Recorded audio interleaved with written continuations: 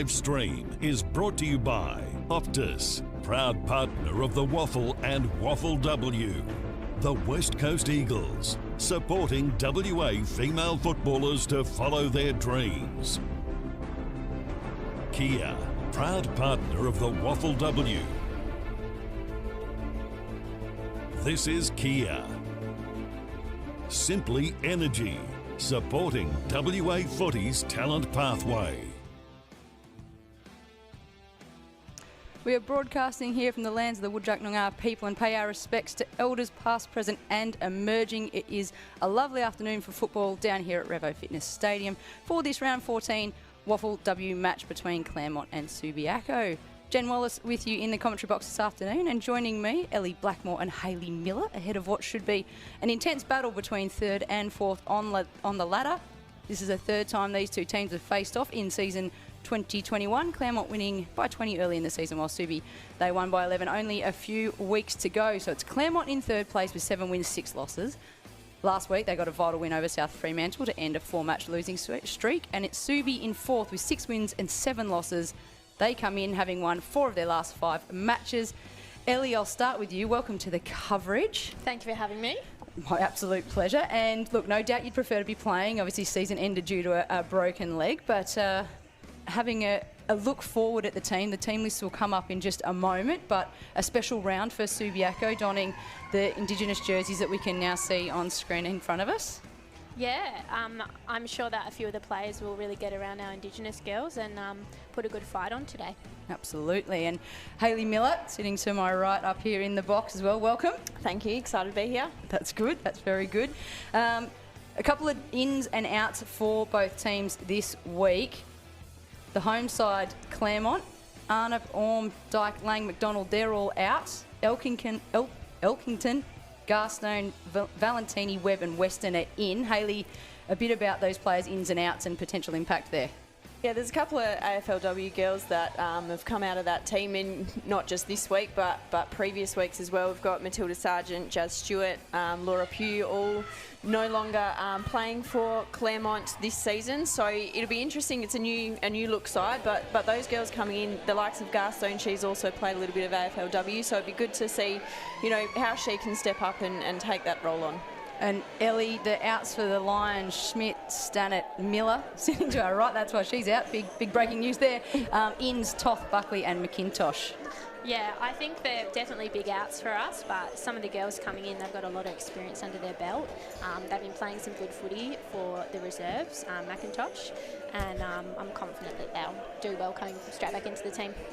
And as we look at the Claremont team huddle here just before, only a few minutes away from bounce down, style of play for Claremont, Hayley, what are you expecting to see from them this afternoon? Yeah, the last time we played them, they played some pretty hard, tough footy. There was a couple of spot fires, so I'm expecting a little bit of heart in this game. But you expect them to move the ball pretty quickly. They like to get it moving forward. So Subiaco will be looking to try and shut that down and slow the play down a little bit. Amy Hunt and Jamie Russ were just on screen there, Ellie, and they are key up forward for Subiaco. Hunt having kicked 12 so far this season. Yeah, definitely some of our key forwards there. I'd like to see them, when we're going forward, hold the ball up a bit so we can get our numbers forward to get some score on the board today. All right, well, it's a cracking afternoon for footy, we must say. The grandstand shadow will make its way across the ground as the afternoon progresses, but no wind to speak of, so good conditions out here. Someone told me it was going to rain today, and I cannot see that happening. Okay, don't take advice off them very often then. So we just wait for our first centre bounce here. Ball's held aloft will be Husband and Ritchie in the rucks. And that's one down for Claremont. For the Como comes away with it for Subiaco. Toth's in there as well. Ritchie following up her work as ruck. Just heading defensive side of Claremont centre square. And working back through into their defensive 50 at the moment. That's Ortlett with a head over the ball, getting rounded up by Wilkins, and a good tackle for Subiaco. Unfortunately for Claremont, they had a lot of ground lost. They had the ball in their hands, but just kept going backwards. You want to look forward in that situation. So tap one down for Subiaco. Rust it was doing the work. She follows up here, throws it on the right boot in towards the left forward pocket, and that will tumble over for our first out of bounds.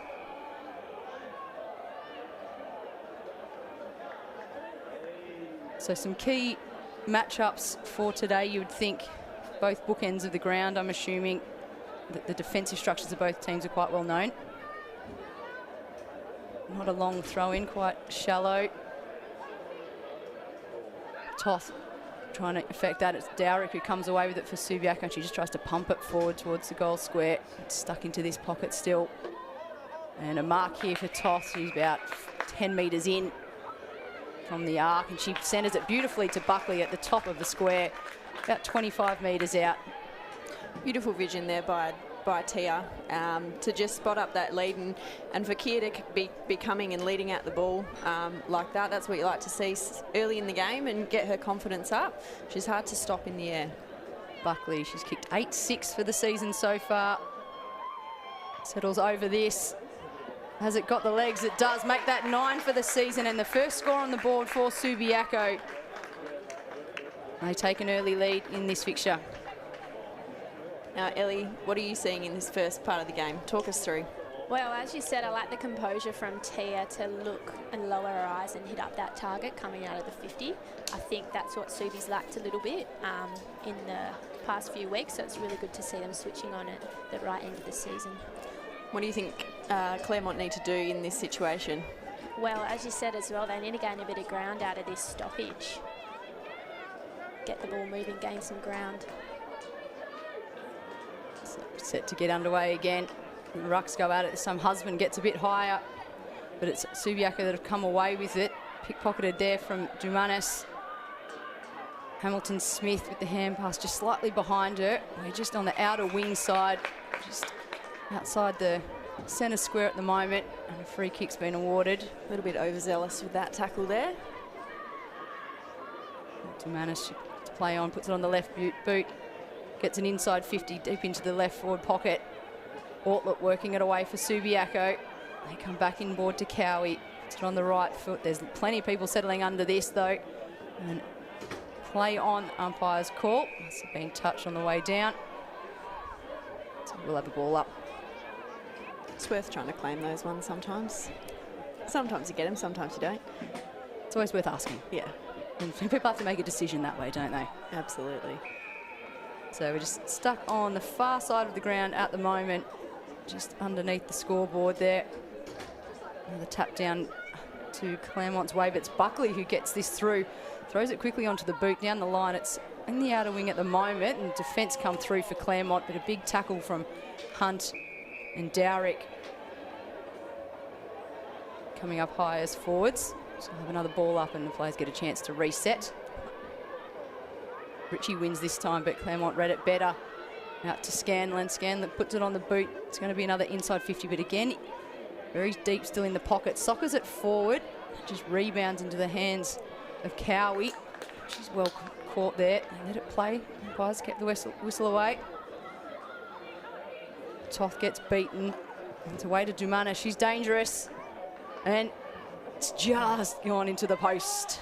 So I think Ashton Cowie's pretty lucky there not to be given holding the ball, and very, very close shot on goal there.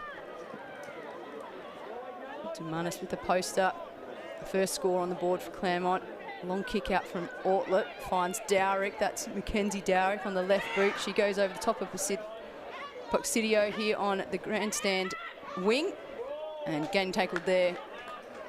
Again, the umpire's putting the whistle away. Now he's going to use it. It'll be Emily Bennett who was caught with the ball, but held it in well. Husband and Ritchie go at it again. Husband gets the tap down. Low, smothered by Toth. They're working away and they'll just watch it go over the sideline, over the boundary. Like the start of Husband's game, she's only a young player, up and coming. She's played a lot of reserves footy. I know got injured a couple of years ago, which sort of paused her growth a little bit in the game, but good to see her get her hands on the ball.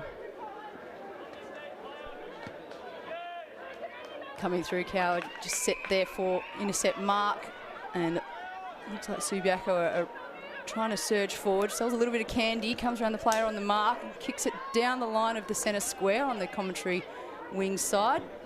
I reckon Ashton will be real happy with that one. She'll want to watch that one back later. And McIntosh it is, who I believe is the player that came in for you, Hayley. Good to see her get her hands on the ball then. Tumbling ball forward on this commentary wing side. Dumana, she's dangerous. She links up with Franklin, takes the bounce. She's got plenty of space on offer. Puts it on the right boot. There's no one there. The kick is a beautiful one. That's a beautiful finish there by Amy Franklin. 1-1-7 it is for Claremont. They've taken the lead early in this game. Subi need to watch out for Amy Franklin. Last game, she kicked her season high 3 goals against us. So that'll be one they're looking to shut down now, but an excellent finish by Franklin. And Claremont worked that really well. Sometimes in that situation it can be tough to know, you know, do you go yourself and back yourself in to kick that goal, or do you go the 1-2 and hand it back to Demanis, who gave it to her in the first place? But to back herself and absolutely nail that goal, I love to see it. A great goal from general play, wasn't it?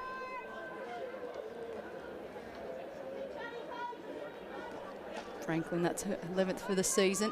Ball gets thrown up again. Low it is, trying to work in and under to get through there for Claremont. Tackle there from the Subiaco skipper, a little bit over the shoulder, gives away the free kick, and they swing it wide. And this commentary side wing, getting to Marnus, a dangerous target, but this one will roll over between the arcs. It hasn't been touched, so lasso rule.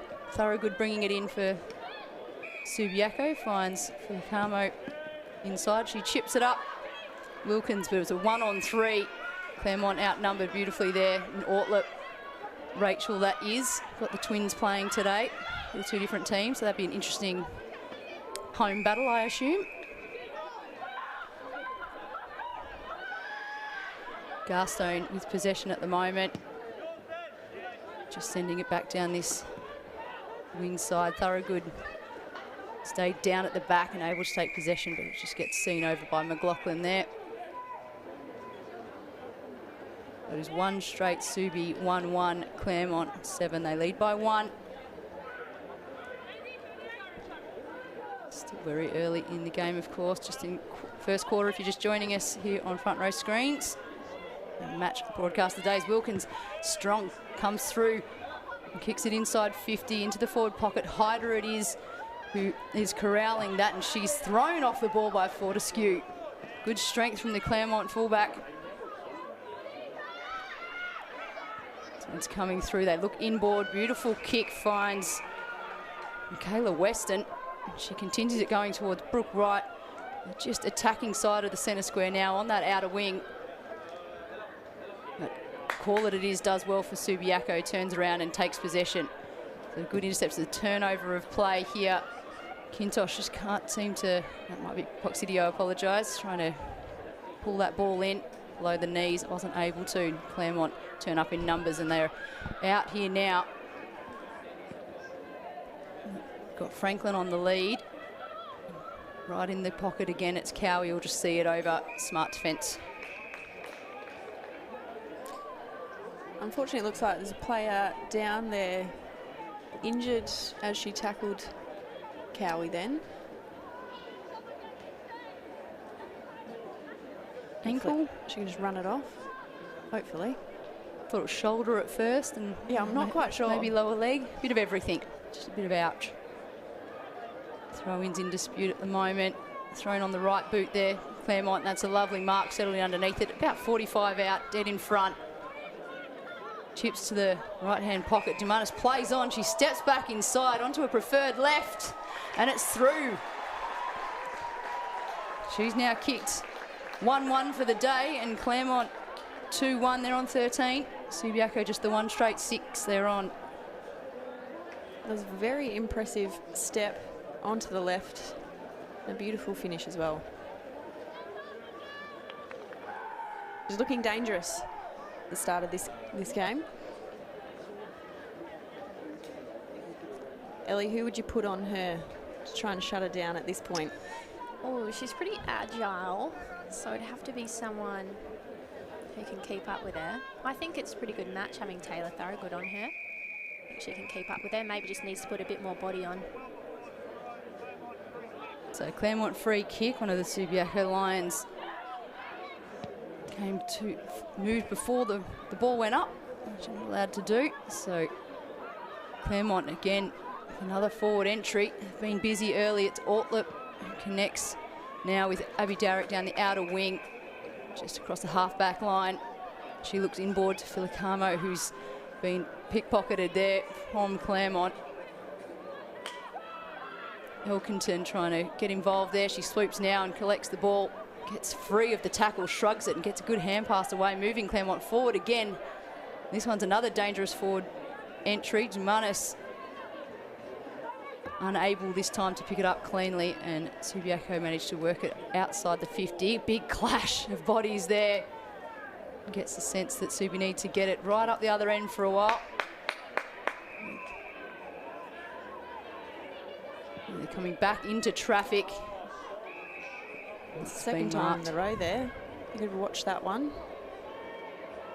Dangerous play. So it's Elkington's been busy in the last couple of minutes. There's Thorogood. She is on Dumanis, who shoves her out of the way and reads the ball very well. Delivers inside the forward pocket. It's a player down from Subiaco, getting to her feet slowly. It's Cowie comes in over the top, just trying to slow the ball and get it down. It will be a throw up. I think that was Jamie Harkin that's got a knee in the back. A little bit sore as she got up, but she looks to be okay.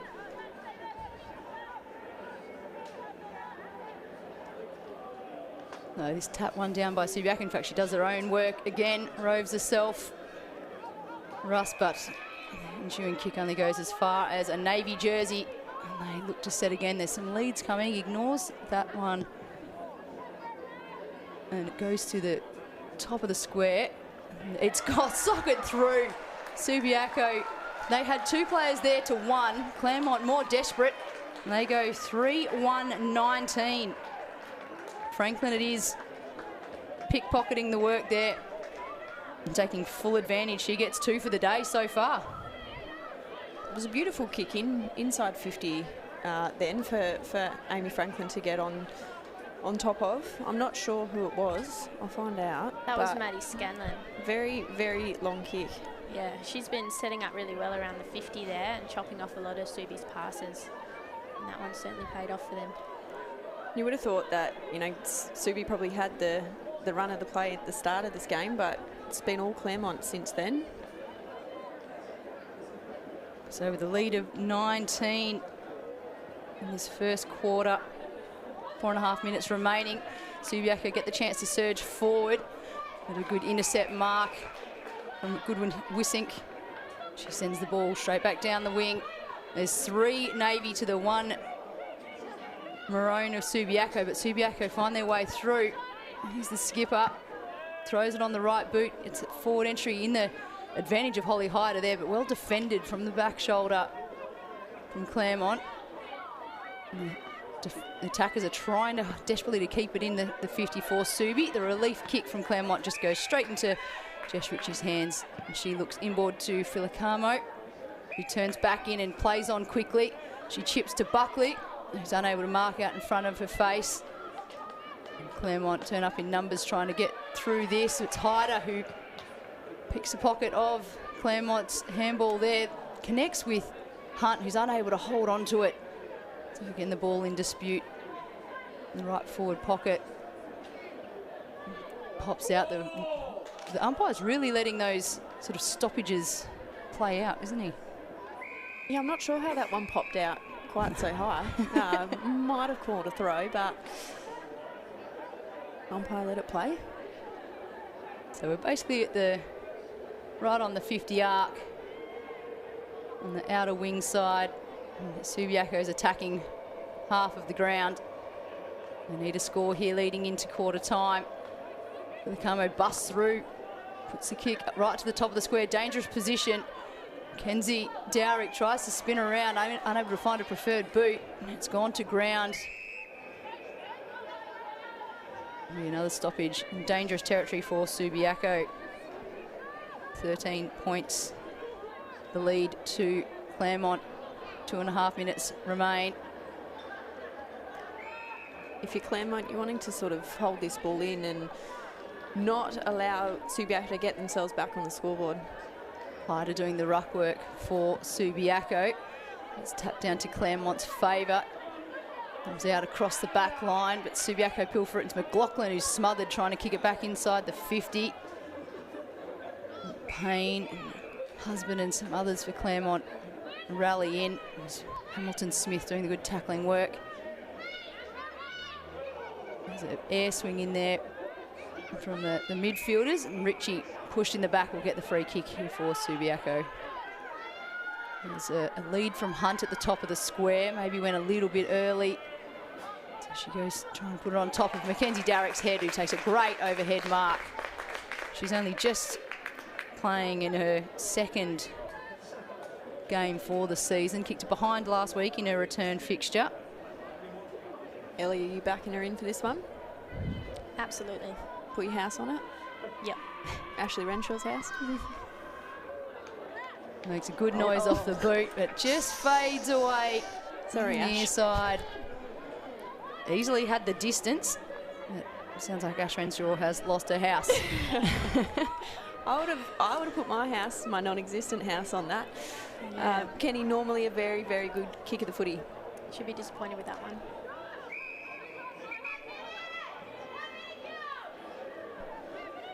So as Claremont try to work this out, that's Ortlett making sure of a nice sliding mark with under a minute left here. Sensible heads for Claremont, I think, will be the call from the coaching bench. She comes down the line, a big pack underneath it. Subiaco are going to be at the bottom of that pile when we come back up for yet another ball up. 30 seconds to go. Can Subiaco get an entry here that's within scoring range, which he throws it on the boot? It's a good chance. It's tumbling through the legs of Claremont. Recovers nicely. And there's a push out, Brooke White. So Tia Toth, hoping it was coming her way, looked to play advantage, but has to give it back to White of Claremont. And sensibly, she's going nice and slow. And there's the siren.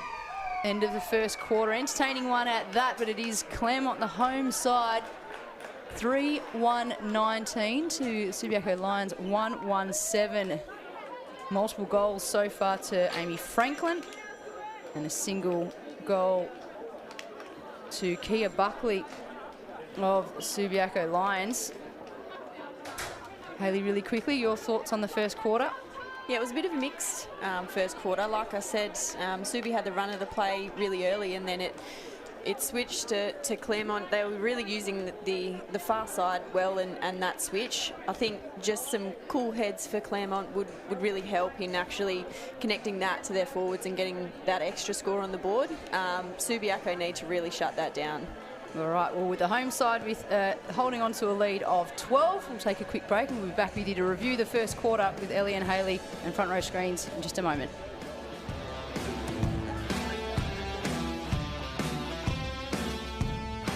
Sometimes it's easy to just go with who you know. So here's what you need to know about Simply Energy. We're proud supporters of WA Footy. You can get 50% off our gas usage charges when you pay on time, and with service that's hard to beat, we make switching simple.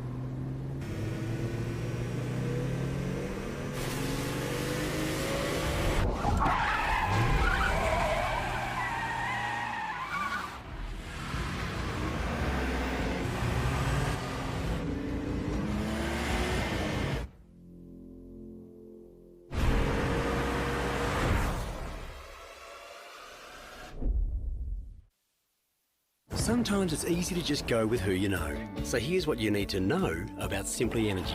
We're proud supporters of WA Footy. You can get 50% off our gas usage charges when you pay on time, and with service that's hard to beat, we make switching simple.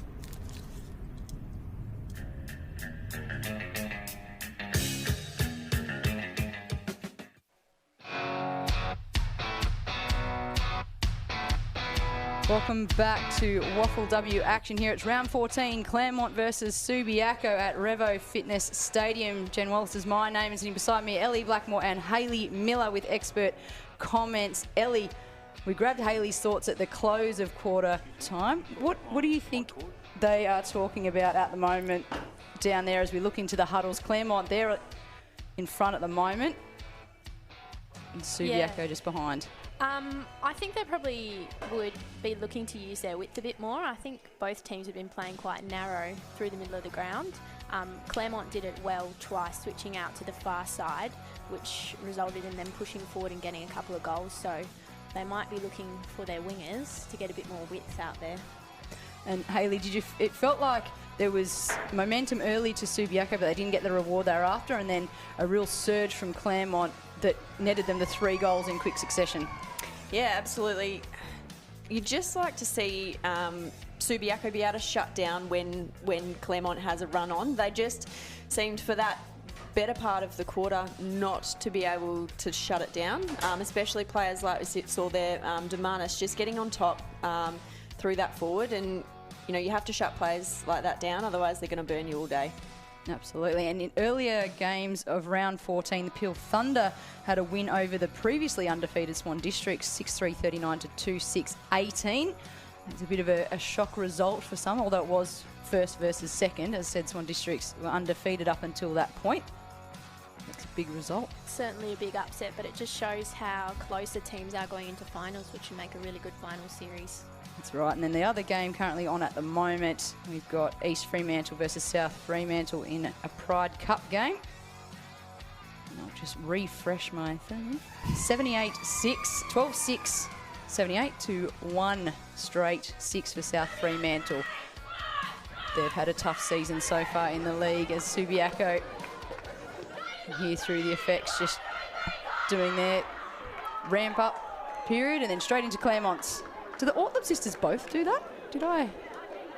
Definitely saw Claire Ortleb do it for Subi, but was that Rachel Ortleb doing it for Claremont? I'm not sure. It sounded similar, but the next quarter. Yeah, we'll definitely have to keep eyes on that one. Just adding more stats to their game. The Ortleb sisters. Play your role. Know your role. Play your role. Well, that's it. If you've got big lungs, go for it.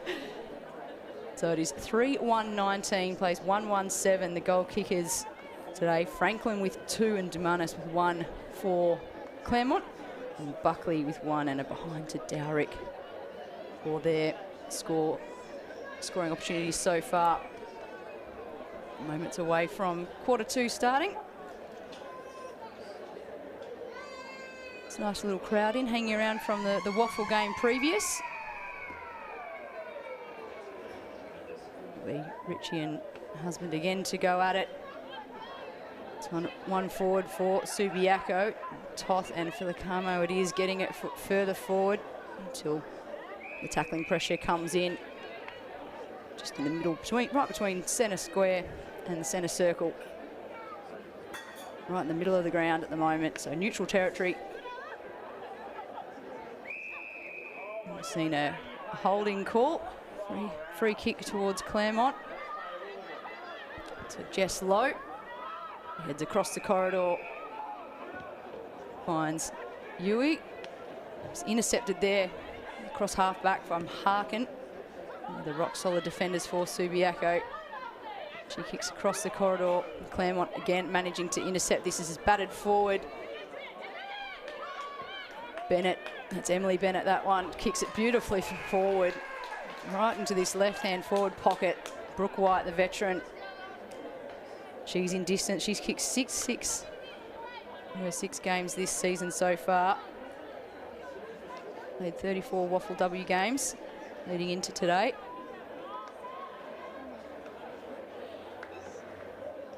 Steady approach. And that one's going to stay too skinny. He kicks it behind, adds another point to the total. 3-2-20 for Claremont now. Back to that 13-point lead. 34 WAFLW games, but it was her 200th women's football game when we versed them last time. Very seasoned player. It's a huge milestone, really, isn't it? To have that longevity. It's Hunt and Fortescue have a foot race here down the commentary wing. Fortescue just controlling the ball, but it turns back on her, so Hunt in a good position, backs away from the contest, able to put it on the boot, looking for Rust here. And Buckley's sniffing through an opportunity. She soccers it a couple of times. She beats Hamilton Smith to the ball as well. Now she's looking to link up by hand. She finds Abby Dowrick, who looks for Golisano. And there's a tackle right in the middle of the field here. It's in front of the goal square. Scanlon, sorry, that's Bennett it is, that was well held there from the Subi skipper. It's an opportunity presenting for Subiaco early. And Ritchie just coming over the top of husband with a good fist. Looking to keep it in this attacking 50 area for Subiaco. Toth throws it on the boot. Buckley goes back with courage into the pack, unable to keep a hold of it. And Fortescue, for the time being, gets rid of the pressure for Claremont. A big kick out to the wing, out to Brooke White, and a good contest from Walker as well, and they see it over. And just off the half-back line, really in the half-forward line. Commentary wing side, grandstand side, so in the shadow. The 2 rucks are just outside of that shadow light. They get in the sun. Ritchie wins it down, and Cortlet picks up cleanly, finds Dowrick, who turns back inside, puts it on the big right boot. It's a high one, out towards her sister, but well read by Bennett, held her space really well. Intercept mark there, right on the arc, and then she finds Payne, links up down the line. It's a pretty congested view in front of her. She manages to find Scanlon. So hitting a target at the moment, Claremont. They hold a lead of 13. We're in the second quarter. Dumanis to Hamilton Smith, and we've got another foot race on here. It's Franklin versus Harkin. Harkin puts a good bit of body work on to take possession of the ball. She's done well to just create a defensive stoppage there for Subiaco, but again, a dangerous quick entry from Claremont.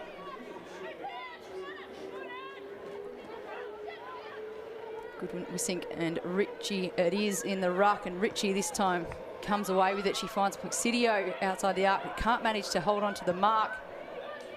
Weston sends it inboard again. 45 out from goal. Manis is gang tackled there. Walker rewarded for her work defensively. She gets a free kick and she just looks to relieve it a little bit backwards into the back pocket there. Subi doing well to get their numbers back there into the 50, get around the ball and win back possession. Well, dangerous kick for Dowrick, and she was set upon by 2 Claremont players. She's doing a work to try and hold it in. A bit of rough and tumble under there, and the umpire decides he'll have it. Some good forward pressure here from Claremont. We've got a call for high coming in over the shoulder. So another chance for Subiaco to take a breath and set up and get out of this defensive 50.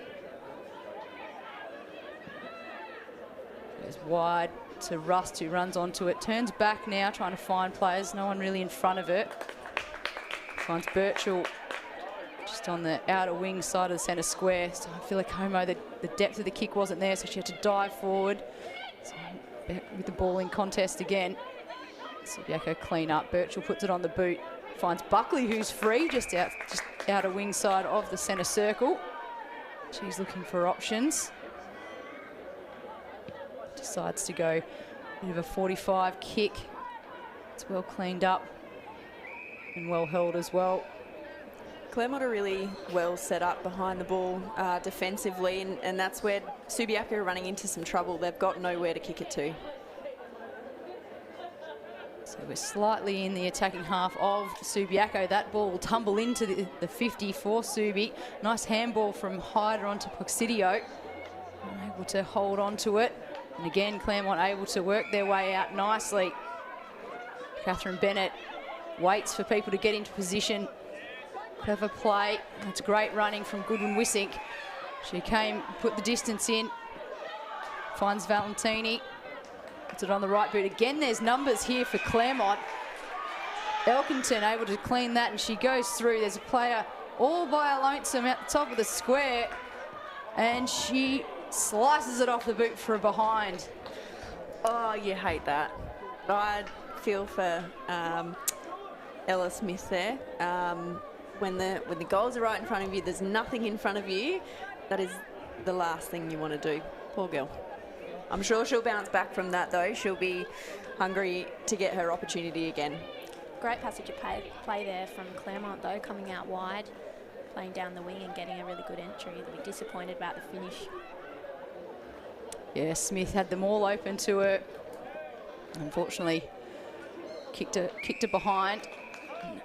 Kenzie Dowrick a long way up the field, usually in attack, but beautiful kick across into the corridor, finds Toth. Lovely left-footer to watch from Kenzie Dowrick. Toth doesn't have much in front of her, so she has to wait. She puts it out, hoping for the bounce for Hyder, who does well, connects with Rust. Rust goes long, hoping for Wilkins to run onto this. She's got the right path to the balls, whether she can pick it up cleanly with the defender sort of corralling her now.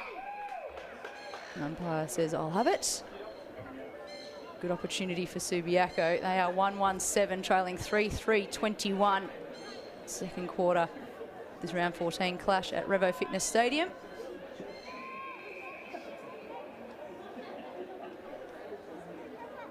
So what do we think the Subiaco forwards need to do to get some scoring pressure happening here?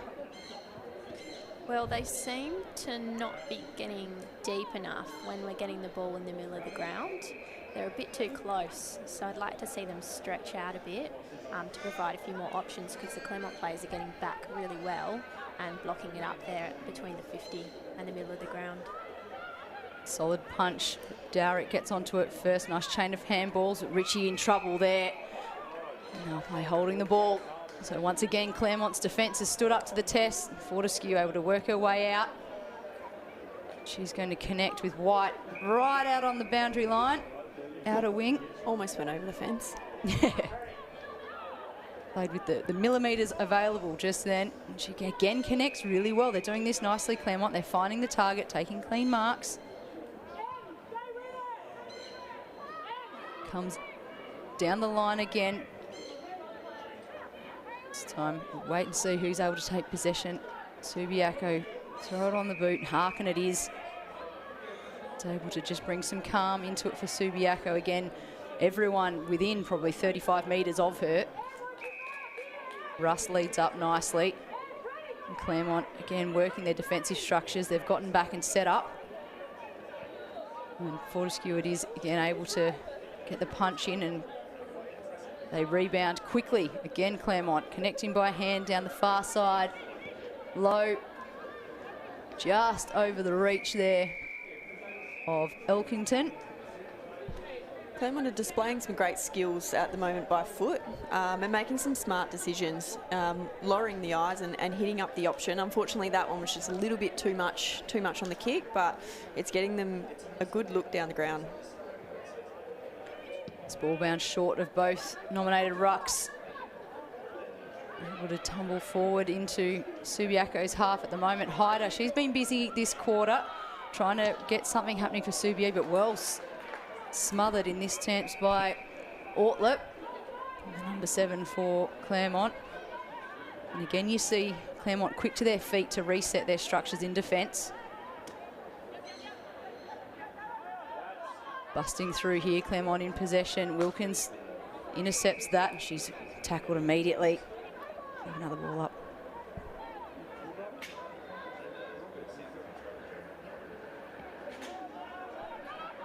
Felisano managed to get that from the ruck, but it went straight back in. Now it is Claremont smothered, but the deflection continues to head down, so they get the territory, which is what they're after, Claremont. Call for ball from the crowd. A bit of a Subi crowd in that little section near the effects mic, and Hyder holds nicely onto the mark. Half back line, half forward line, I should say. But intercepted, too much depth on the kick again, and Claremont structures, they're just reading it very well, and they just peel off again now. They're coming down the commentary wing side, connects to Payne. Payne scoots around, lovely right footer. It's Thorogood versus Carter, that was, I believe.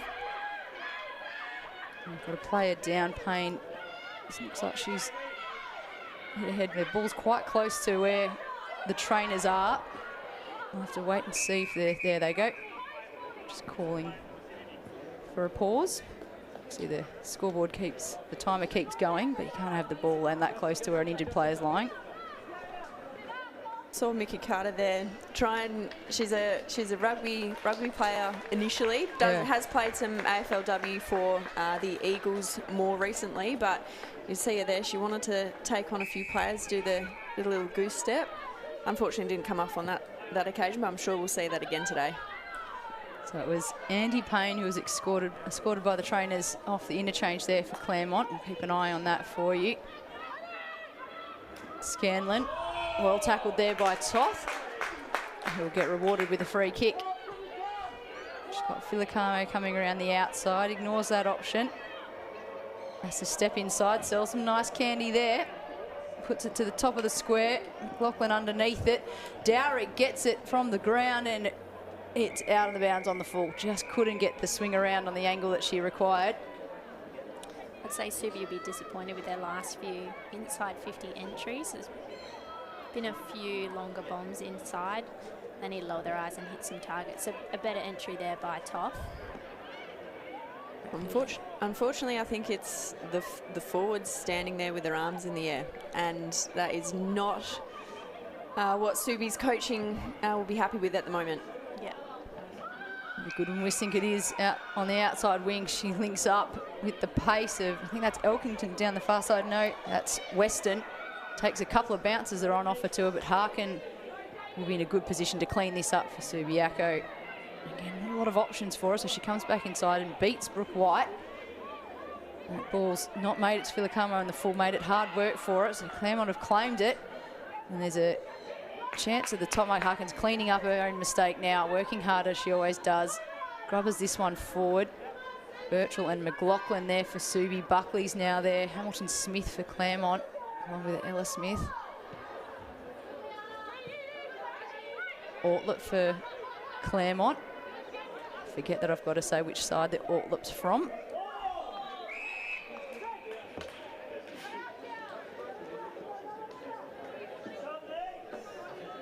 Contest there, Birchall and Carter.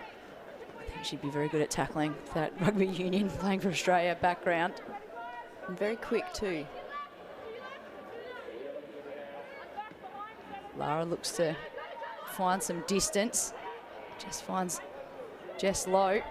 They keep pumping the ball forward, Claremont. Cowie doing well in defence. Will earn the ball up here. We're inside, attacking 50 for Claremont. And is that Cowie at the bottom of the pack there? I think it might be. Have the trainers run out. Looked to be holding her head at one point. Great concern shown by the Claremont player, but it appears that she's up and she's okay. Just having a chat with the trainer at the back of this ball up at the moment. Goodwin Wissink with a strong punch forward. Immediately having to do some work, Cowie. The trainer sprints away. And again, she's tackled into the ground strongly. Looked like she was holding her chest there, so perhaps a bit winded from that previous contest. So, of course, the ball follows you like a magnet, doesn't it? Subiaco hack this out of that stoppage. And earn themselves a free kick, Wilkins. As Subi looked to form something. moving forward. Again, Claremont very quick to get their defensive structures in place. Everyone is in the shadows here at Revo Fitness Stadium. So we're in one particular section of the ground. Buckley does well with that mark overhead. She's looking for Hunt, but it goes over the back of her. Well read by Lowe. She sat at the back of that, read it perfectly. So everyone's in the shadows. Everyone's in this 1/4 of the ground at the moment.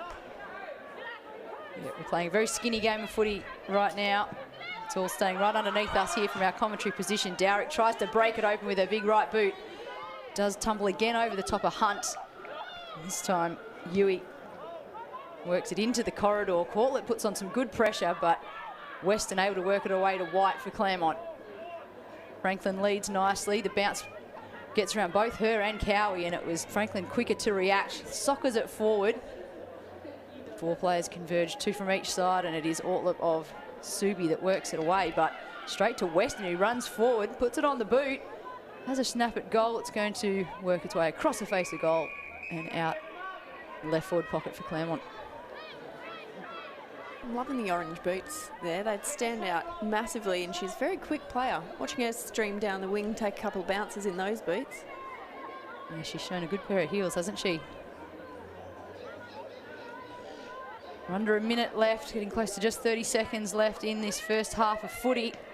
Mackenzie Dowrick puts it on the left boot only as far as Claremont. So they've got a chance here for one last shot on goal if they can find a connecting mark off the back of this kick in from Fortescue. She comes inside 50, it's high, there's a big pack underneath it. No clean possession, so there'll be a ball up with about 10 seconds to go. Now he's got to chase the ball. Time ticking down.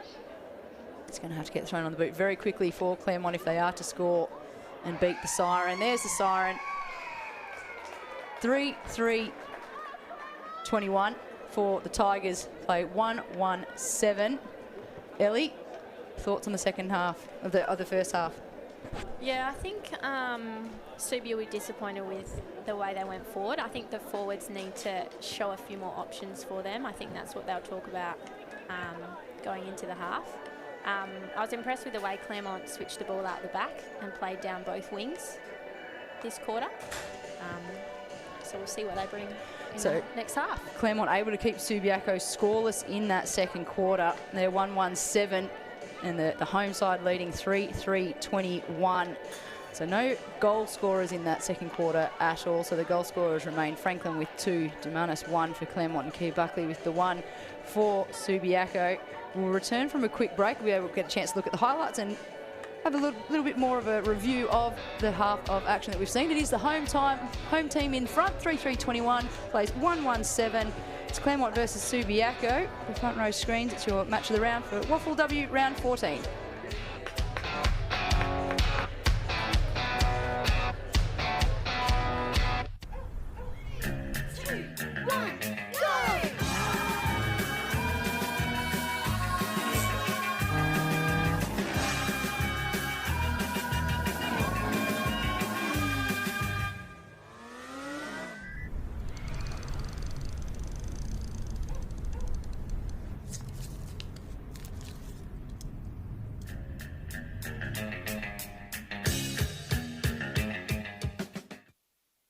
Sometimes it's easy to just go with who you know. So here's what you need to know about Simply Energy.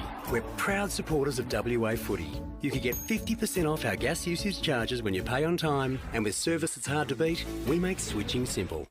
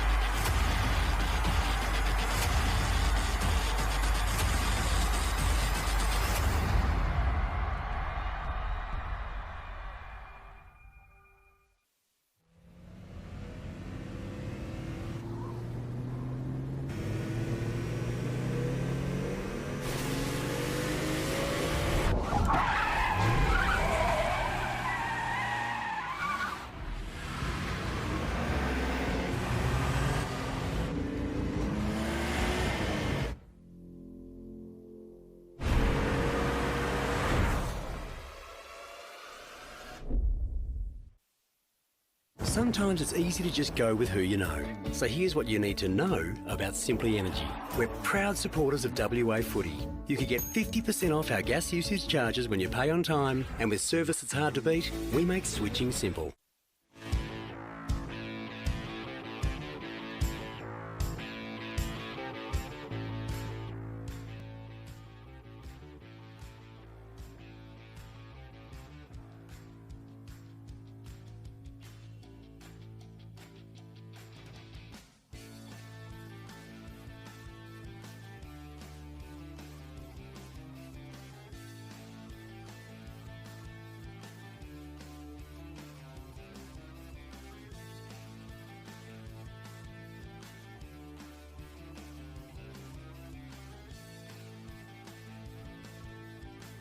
Welcome back to Claremont versus Subiaco here at Revo Fitness Stadium. It is round 14 of the WAFLW. Jen Wallace in commentary with Ellie Blackmore and Hayley Miller. Ellie, it is the home side 3-3-21 leading Subiaco 1-1-7. So we look at some highlights on the screen at the moment. The Dumanis here from the first quarter, selling some candy before a lovely goal off the left boot. It's been the pace of Claremont and their defensive ability to rebound defensively so quickly that's been impressive so far. Yeah, absolutely. They've got two really quick wingers there working out wide, and I've been impressed with the way they've been able to switch to them and really, really quickly shift the momentum the other way and get forward. It's an opportunistic goal there for Franklin as it fell over the back. There's two defenders there for Subiaco. They won't want to look back at that highlight very often. Not able to clean it up. So for Subiaco, if you're sitting in the team's change room at the moment, Michael Farmer, the coach, what sort of message is he giving? He's a fairly calm sort of guy, so he won't necessarily be spitting chips as such, but what do you think the messaging will be for the Subiaco Lions to try and get themselves back into this game? Yeah, he's definitely calm, but I think he'll be a bit frustrated right about now. It just seems Subi's getting a bit sucked forward into Claremont's forward 50, and they're not having many options out, so I'm not sure whether he's going to be telling the mids to spread a bit more and get a bit wide, or perhaps asking the forwards to spread a bit more and get a bit more width. Just they need a little bit more going forward. It's an important game, this one, in the sense of the season. There is just one round remaining after this. Claremont sitting in third. A win for them today will shore up third position and the chance to host their first semi-final. Whereas for Subiaco, 2 wins from these last 2 games could put them in the position to potentially get to third. So lots on offer for these top 4 teams today, let alone just the momentum leading into finals, which can sometimes be important, Ellie. Oh, absolutely. Subi have had a good momentum over the last few weeks with 4 out of 5 wins. And they really want to carry that sort of form into finals. So it'll be interesting to see if they can turn it around now. And the same for Claremont. They had a couple of losses and they'll be wanting to turn it around. All right, well, we'll take a short break and we'll throw to a package on Will Schofield. Back soon with more action from Revo Fitness Stadium here in your WAFLW Round 14 Match of the Day.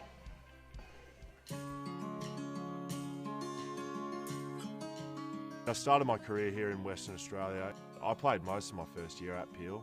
It was kind of a good transition between junior footy for me and then AFL. It was that middle ground where I sort of grew up a little bit, and it was why I was keen on coming back here. I really felt like that did have a lot to do with me developing not only as a footballer but as a man. So Hawthorn have done it. Probably took a long time to get over 2015.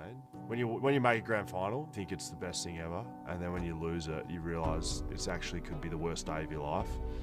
2015 was just a horrible day. It took almost 3 years to get back there. 2018 was life-defining for me. My best mate was killed in a bike accident. After round 1, went to the funeral in Victoria. Pretty much considered not coming back to AFL. I had my first child in June of that year, so that was a real wake-up call for me, and it was great. Fatherhood, changed me a lot. It was a huge roller coaster ride for me that year. Really feeling like my whole AFL life, it was all just gone, and I missed the opportunity. I was not going to get the opportunity to validate my work by playing in a premiership.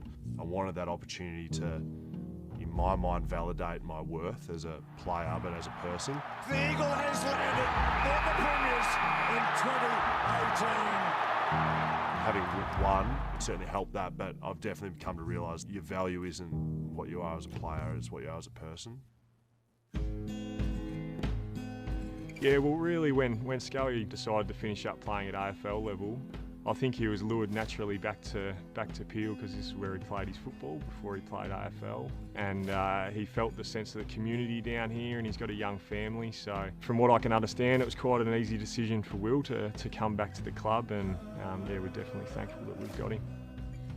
Like sort of any player that comes out of the AFL, you're exposed to an elite level of everything really that comes with AFL. Training, diet, mentality, you name it, we've seen it at AFL level. So I guess some guys go into coaching, and not really for me. I don't really see myself as a coach, but I do like teaching, and I like leading young men. I know he's really optimistic about the young talent that's coming through here at the club, so it's been great for him to run our emerging leaders program with our Colts and our senior emerging leaders. There's no doubt that he'll help those guys develop. I do it fortnightly. We work through everything I've learned as an AFL footballer. So it's a little bit of a masterclass for them on leadership, but really it's about being a better man and leading better as a person, understanding yourself, and giving you a platform to succeed. If the guys go out and get drafted, I'd be proud, but it would be awesome to see. But if they come out and they've learned something and they're able to be a better person outside the footy club, well, I've probably played my role.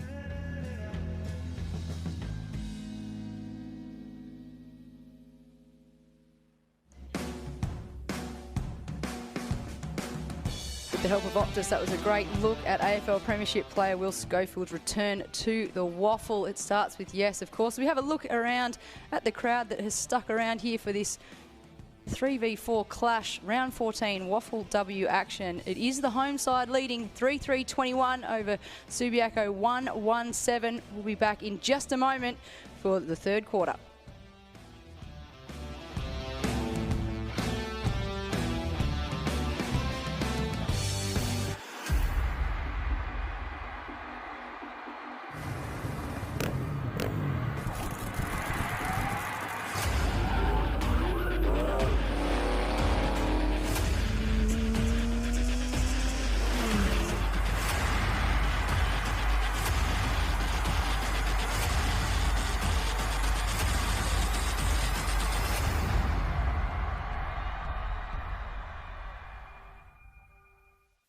Sometimes it's easy to just go with who you know. So here's what you need to know about Simply Energy. We're proud supporters of WA Footy. You can get 50% off our gas usage charges when you pay on time, and with service that's hard to beat, we make switching simple.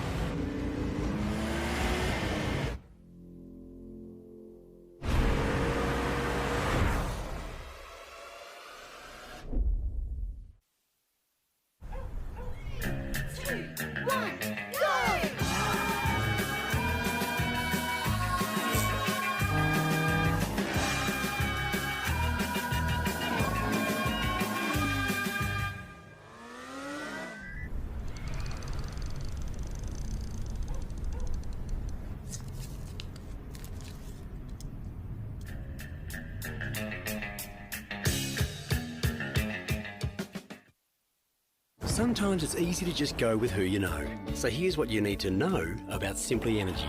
We're proud supporters of WA Footy. You can get 50% off our gas usage charges when you pay on time, and with service that's hard to beat, we make switching simple.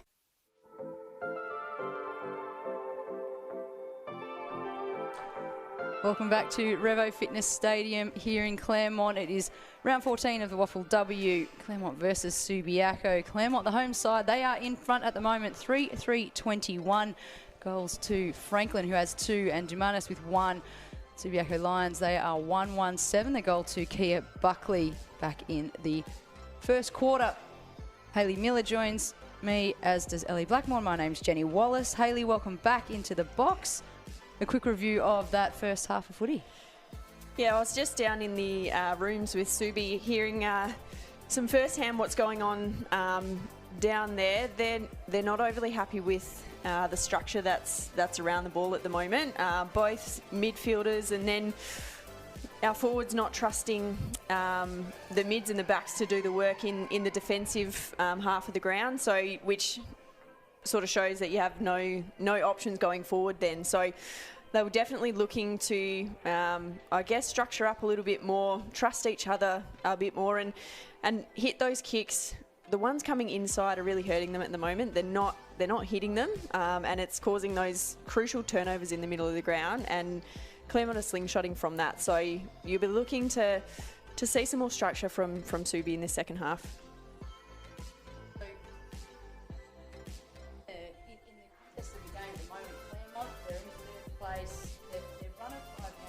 The run of 5 games just recently was 4 losses and the win last week, so they're looking for 2 in a row at the moment. It was Subiaco that came into this in form. They had 4 wins from their last 5 games. Ellie, Claremont, however, they've seemed the dominant teams in this first half. They've had pace over the top of Subiaco.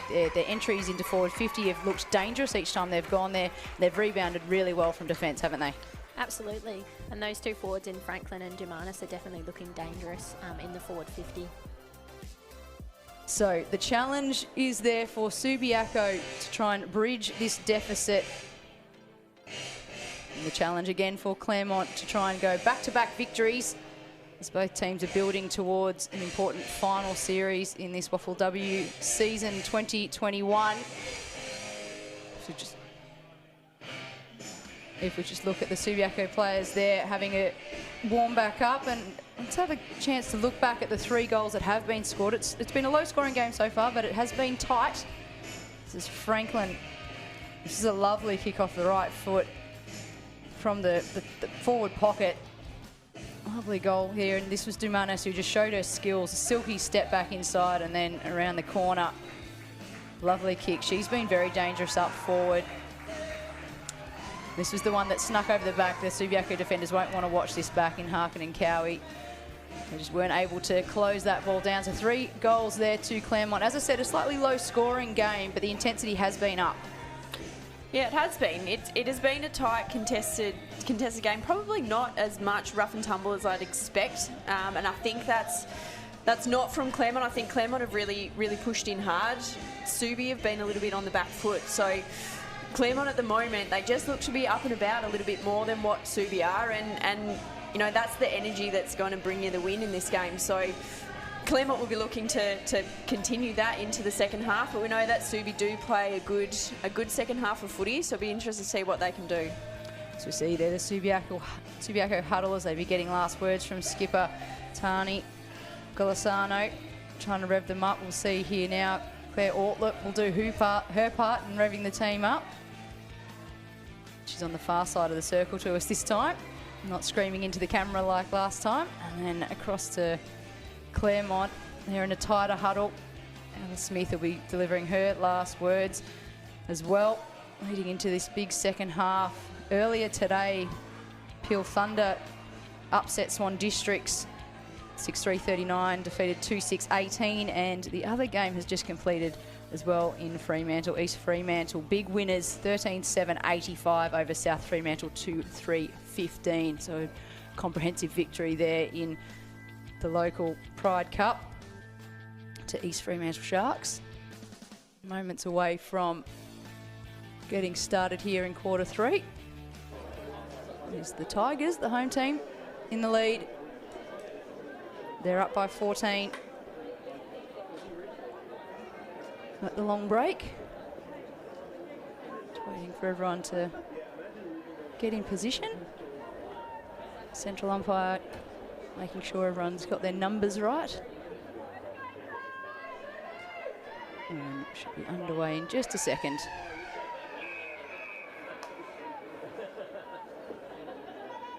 Husband and Richie go at it once again. It's been a good ruck battle so far today. No real clear winner of that bounce down, but it is Claremont surging forward on the thanks a bit of Hamilton Smith. She's come forward to Mika Carter. It's popped out to Thorogood. Subiaco, it's been touched, so Ortlett moves it on quickly, finds space. It's going to come straight back here, you would think. Smith, well corralled by Kia Buckley of Subiaco, wearing 33 this week because they're in the different Indigenous jumpers. She is usually in 13. Subiaco tries to soccer this one forward, misses with the boot, follows up the work, but gives away the free kick. Just low, she spreads wide, goes across into the middle of the ground now. The chest mark's put down from Yui. Allows Tooth to swing around onto her left foot. Toth, I should say, just called her Tooth. Toothy. And Filicomo finds Mackenzie Dowrick nicely. She'll look to lay into this on the left. Just checks her kick and finds Buckley nicely, who's worked hard up the ground. She's just across half forward there. And again, another chip kick inside. Tani Belisano. She's 40 metres out, probably be kicking from about 45. 30-degree angle from goal. Forward should be leading up at her. I think this is a bit beyond her range here, or right on the goal line. 2-1 for the season so far. She's looked to give it everything she can, and it fades away, and it goes for a behind. So another point to the Subiaco total, 1-8. Much better passage of play from them there. It's good to see Subi a little bit more composed, coming through the middle of the ground and hitting up that target inside 50. It was a much more composed approach, wasn't it? Finding hands. Claremont now look to do the reverse down the outer wing. There's Weston connecting with, not entirely sure over there in the shadows. So look at that one a little bit later. Two rucks are standing out there as the high targets. Bring the ball to ground. Claremont going backwards in an attempt to go forwards. Throw it on the boot now, right up the corridor. Walker reads it well, comes forward. Nice defensive mark. And they spread now. Subiaco, Thorogood's an option. Cross field, she looks back to the outer wing and finds Ortlip. Takes a sensible option. Again, not a huge amount of leads in front of Ortlip. Ritchie works hard. Collects right on the boundary line, middle of the field, outer wing. See the sun's in her eyes at the moment. And another connection as she looked slightly further inboard. There's no one out there as the ball's just seen over the boundary. Will be a kick in for Claremont. So I'm not sure whether she was thinking someone will run out that way. There's no one out there for the skipper. Carmo this time just settles it underneath it, read the ball drop well. She's trying to look in front of it, protecting herself from the sun. Sees Ritchie, who's strongly defended from behind by Lowe. Lowe gave away a lot of size there, but managed to affect the spoil. White it is this time for Claremont. Forward well, and Thorogood cleans up for Subiaco. Sends it out to the outer wing to Ortlip, but she couldn't see the ball, so it managed to get soccer forward from Claremont. Walker cleans up again from the back. Sends it tumbling. Ortlip runs onto it well. She had a 2-on-1 that she won there, which was well done from Ortlip. Claremont again managing to just soak up the pressure. Player down from that tackle. As Filicomo comes around the outside of that contest. Heads towards Buckley, who's been busy all game, in fact. Puts a good bit of pressure on Buckley. So the play definitely staying out on that outer wing. The player that was down looks to have found a way to her feet and is sending the trainer away.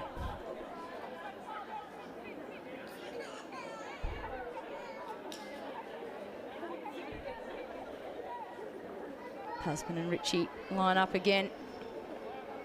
Husband with the tap down. Thorogood just sitting in space there, able to clean up if she can get out of this. It's well tackled. The ball keeps alive at the moment. They let it play, the umpires. Ciano just tries to punch it further forward. Claremont working their way into their 50 once again. There's plenty of numbers in Navy. They just can't quite get the ball free. That's excellent defence. Great tackle there by Caitlin Walker.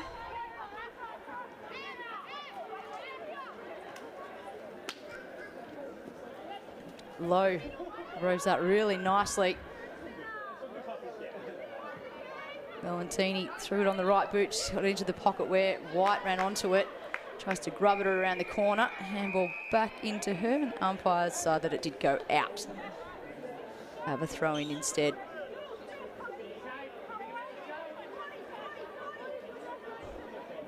It's a dangerous position again for Claremont. They've looked good when they've headed inside 50 today. Harkin does well in defence. Links up with Buckley. McLaughlin tried a cheeky hand pass to Filacamo, but it was behind her. So again, Subiaco find themselves under pressure. Buckley once again trying to clear it out. Lowe sends it straight back in for Claremont. It's a high ball, 2v1. Brought down from Claremont. Dumanis does really well. The left foot to the top of the square. It's bounced kindly for Claremont. Cowie comes back in and offers her assistance and able to clear it out towards the half-back line on the outer wing, and it tumbles out. So it'll be a kick in. Under the rules between the two 50-metre arcs. Weston brings it back in. And Cowie and Goodenwissink go at it and see it over the line. Any changes in matchups that either of you two can notice? None specifically, but having a look down when it was down in this sort of pocket closest to our side, just a lot of ping pong footy at the moment. It's coming in and out, intercept footy. No team can really get an advantage at this point.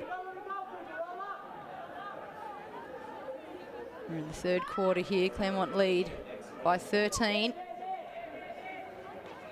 Subiaco trying to work their way out of their defensive 50 at the moment. All the numbers, again, within probably 50 metres of each other. And the free kick's been found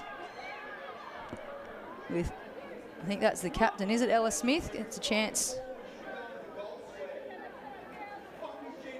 She'll be looking to make up for that missed opportunity earlier in the game. This is their opportunity here. That's what we're talking about. She had one from general play, didn't she? She was running into an open goal. Kicked it behind. This is from the set shot.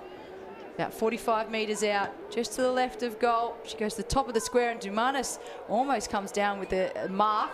Filacamo able to do the ruck roving in front of her and works it out of their defensive 50 to Maggie McLaughlin, who's just trying to hustle that around. Weston turns her inside out and sends it straight back in.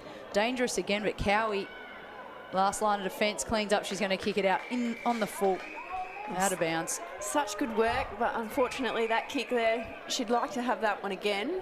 But prior to that, really good defensive work by Ashton Cowie there.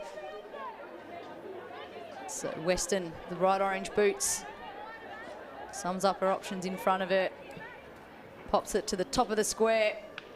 All players go up. Dumanis is there. She's dangerous. She's pushed off the ball. Weston follows up again, puts it to the top of the square. This time it's 2-on-1. Claremont have it.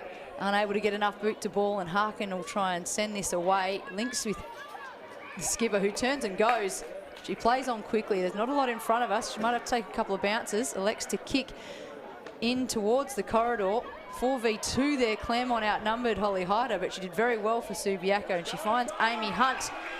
There's no one in front of the ball for Mackenzie Dowrick. She can see Wilkins, who's been streaming forward, trying to get up there. The ball just needs to sit here for Subiaco, and it could be a great return. And it is. Wilkins. End to end. And they absolutely love that, Subi. Look at them celebrate. And it was a fantastic passage of play. I was just thinking, you know, in the middle of the ground, it might turn over. There was probably about a 5-on-2 at one point. But to their credit, Subi managed to find a hole, and Wilkins getting on the end of that one. Excellent running from Wilkins, just streaming forward, and a great kick from Mackenzie Dowrick. That's her second goal for the season. Wilkins, she coming into this game was 1-4 behind, so she'll be pleased to get one through the big sticks. And importantly for Subiaco, it cuts the deficit to 7, and the game has a different intensity again now, Ellie. Certainly does. That'll be a big booster for Subiaco, and let's see if they can use that momentum. The ball didn't work its way too far. We're just on one of the edges of the centre circle now. It is rust for Subiaco, having some time in the ruck, giving Richie a rest as McLaughlin just hustles her way into the possession of that ball, sends it tumbling inside 50 again. It is Dowrick and Fortescue who go at it. Dowrick uses her body really well to gain possession of the ball, but the tackle from Fortescue is strong. Hyder was the hand pass option. It just missed her. And Ortleb and the Claremont backline try to work their way out of this, and it'll be seen over the line between McLaughlin and Fortescue. So 3-3-21, Claremont Tigers lead, 2-2-14 Lions. 6 minutes 50 on the clock in this third quarter. Shadow has gone through majority of the ground now. McLaughlin tries to put it on the left, doesn't gain much distance, but a little bit further forward of territory for Subiaco. And Weston held there by Buckley, who gets rewarded for her work. Looks like she'll get the free kick. Yeah. You can see the pressure's just gone up a notch a little bit here. Oh, it's been awarded to Birchall. Birchall puts it high, top of the square. Dowrick just can't bring it down. It's a strong full forward for Subi. And there's Buckley again with her tackle pressure. Sees the ball out of bounds. Like you said, Ellie, I think Subi have managed to get a bit of spring in their step after that end-to-end goal. Yeah, it's certainly good to see Buckley putting on a bit of forward pressure to keep the ball down there as well. So some defensive work for Claremont to have to do here. They've been good all day at repelling it. This feels like an important moment of the game. As Ortleb gets brought down. There's not much territory being gained either way at the moment, but we are in Subiaco's attacking 50, just outside the centre square. Buckley busy once again. By hand she finds Birchall, but it's below the knees, unable to get there, and they've called it a throw. Claremont a chance to breathe and reset up. They go across goal to Weston. Marks that beautifully there. She was under pressure as well. She continues the ball going wide. It's gone over the half-back line, but the missed mark means that call it of Subiaco able to send it straight back inside the 50. There's extra number back there for Claremont. So they work it back. They come the other way this time. So they're now on the commentary wing side. White able to collect that over the back, but they've said there's a push in it, and instead of playing advantage, she's called it back. Hamilton Smith it is with the free kick. Just goes by hands. Comes down the line to White, who marks beautifully up in top of her head. And they're calling for it inside. They wanted to come inside the corridor. She ignores that option. And skipper Smith gave her. And instead she puts it on the top of a pack. Goodwin Wissink, strong mark. Held her ground very well. And again, now she needs to look forward. Puts it on the left. Walker it is that manages to just tip that back over the top, and McIntosh does well, staying down and able to clear it. So the corridor now in Hyder's hands for Subiaco. She comes to the closest wing here, grandstand side. Dowrick, Abby that is, throws it on the right boot. She's got a weapon of a boot there, can find good distance. Richie resting up forward. He's gang tackled. Comes out to the boundary line. Hamilton Smith unable to be clean. Comes up over the shoulders. You can hear the crowd getting involved. They're not happy with that non-call from the umpires. Richie turns on her right. She's in the forward pocket and finds Amy Hunt. 12-12. She's come into this. She plays on quickly on the right. She's calling it early. The bounce is good to her. Hunt it is. Brings the deficit back to just one. The Lions are coming. 3-2-20 plays 3-3-21. And Amy Hunt with 13 goals for the season now for her. I don't think she wanted to think about that one too much. You could see her sort of size up the goals and not wait for a set shot routine. Swung around on that right boot and put it through the big sticks. That's what we like to see. And I think if you're Claremont's coach, Andrew Di Loretto, at this point, you're looking to try and shut this down and at least in this last sort of 2.5 minutes, stop the bleed, I guess, of Subiaco at the moment. 2 goals in this quarter, and they're right back in it. Well, the last goal for Claremont was back in the first quarter when Franklin and Dumanis combined to get 3 in that first quarter and get them off to a great start. It's been defensive footy ever since.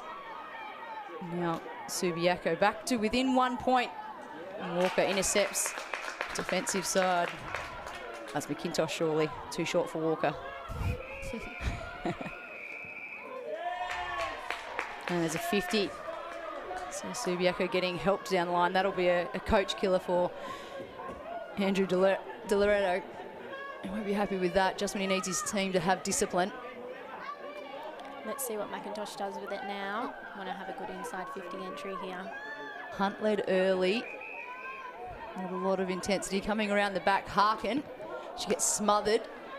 The kick does make its way inside 50, but only just, not controlled. Claremont able to rebound out to the outer wing. Goodwin Wissink and Harkin go at it by foot. It's Harkin that wins the race. She turns around and beats Goodwin Wissink. She finds Hyder, but well spoiled out on the outer wing. Emily Bennett for Claremont. 1 minute 20. In the forward half of Subiaco. Claremont needing to make sure they don't allow another score in. As this one put on the boot. It's right on top of Hunt's head, but it goes over the top of her. Falls out the back. Hyder gets a hold of it, but she's airy, unable to connect, and it's socked strongly from White. Almost like a don't argue kick as she tries to clear the area.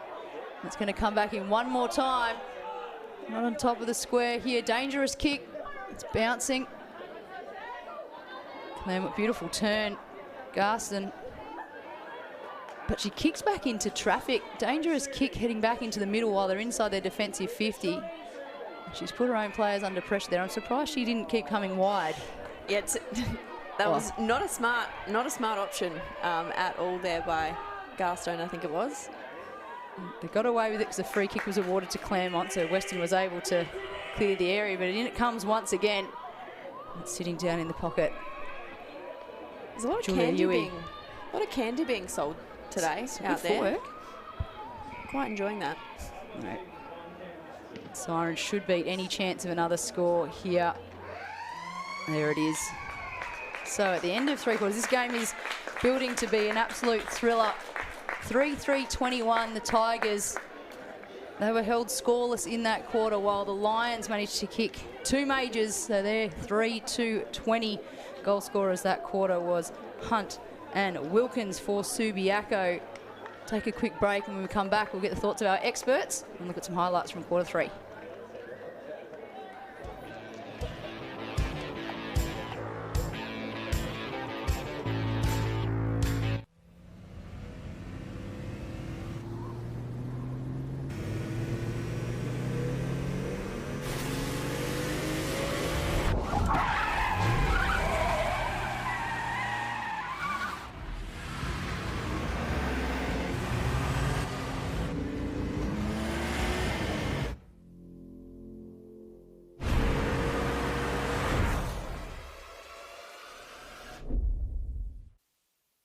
Sometimes it's easy to just go with who you know. So here's what you need to know about Simply Energy.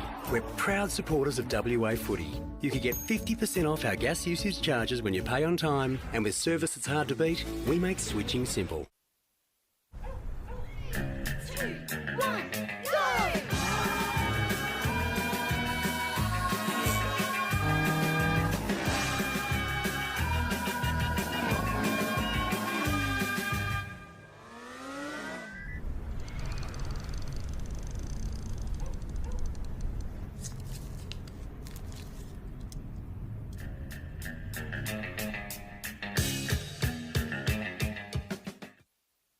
Sometimes it's easy to just go with who you know. So here's what you need to know about Simply Energy. We're proud supporters of WA Footy. You can get 50% off our gas usage charges when you pay on time, and with service that's hard to beat, we make switching simple.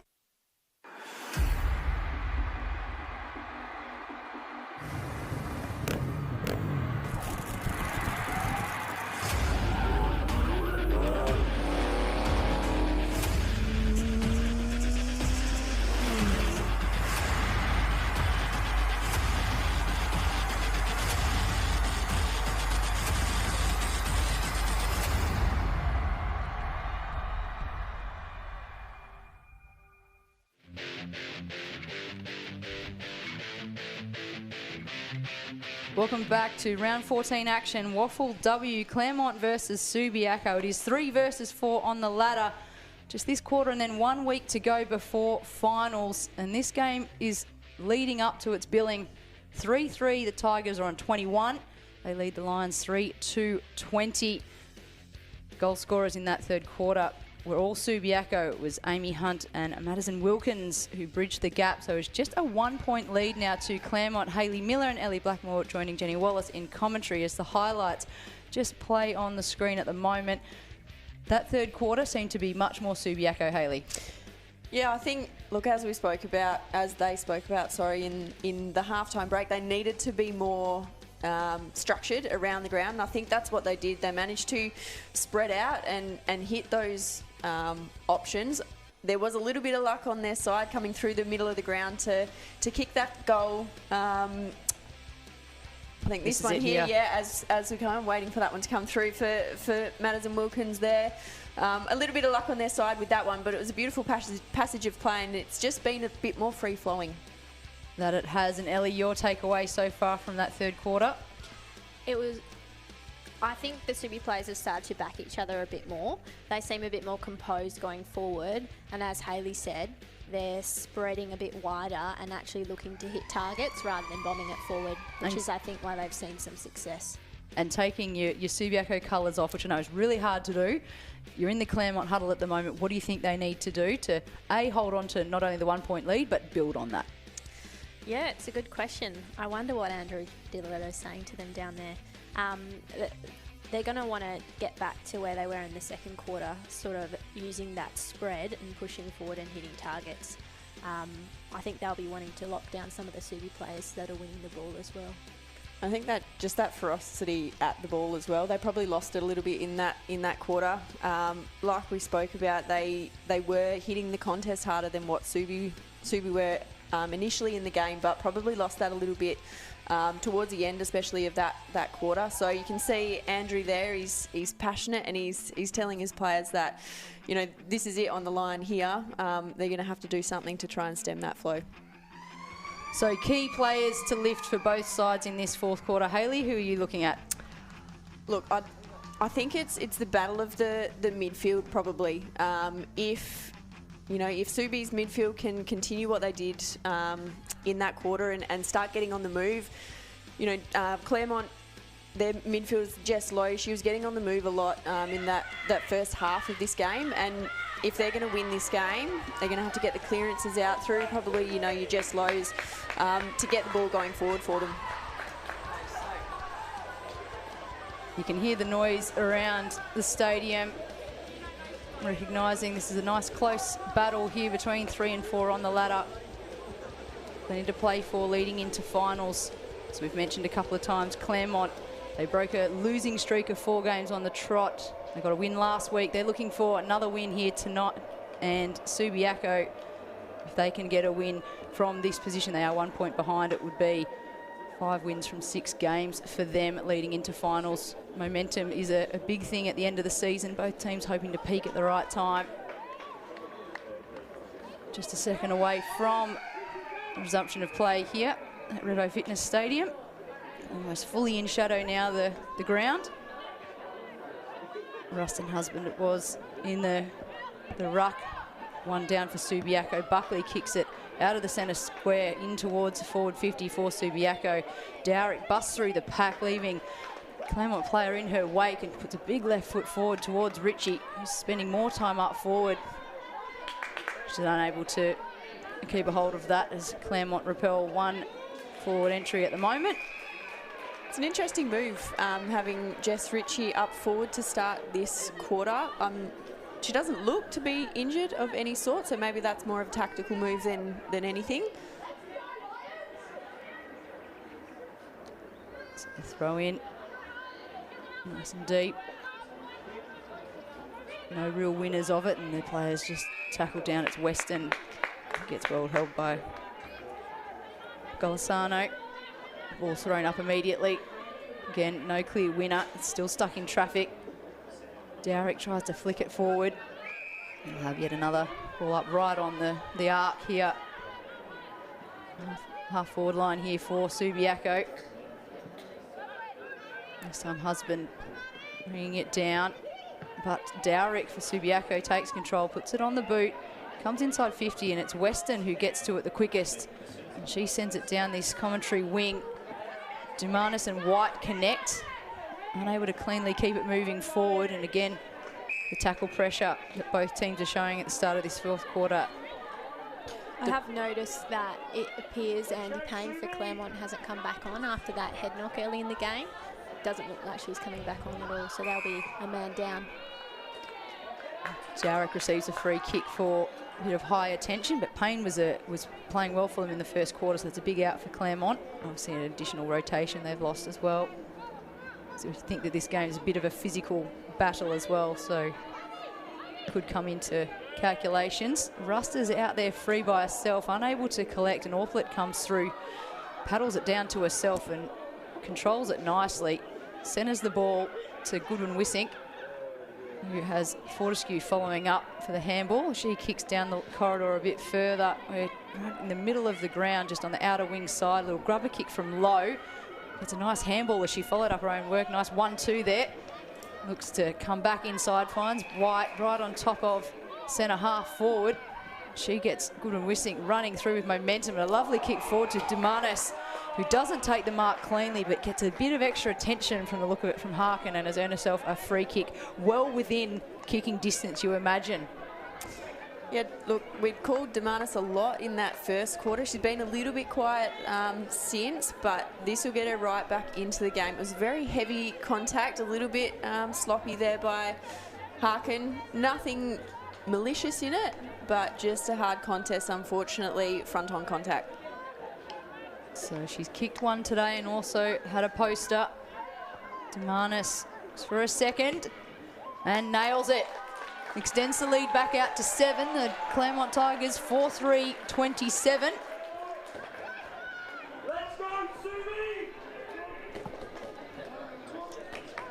We know that Dumanis is dangerous on her left foot, and she's definitely found her feet again now in the fourth quarter. We'll see what Claremont do with this, whether they keep up the momentum or whether Subi fight back. Well, she's not the sort of player you want to give a set shot to from that distance. Made it easily. Looks like she's got good skills there, Dumanis. That means that with those 2 goals to her name already today, she's up to 14 goals for the season. So a definite threat in that Claremont forward line. Someone they look to, and understandably so, as this one is tumble forward for Subiaco. They try to get it inside 50. Buckley gets worked off the ball. Some good work from the defensive line for Claremont.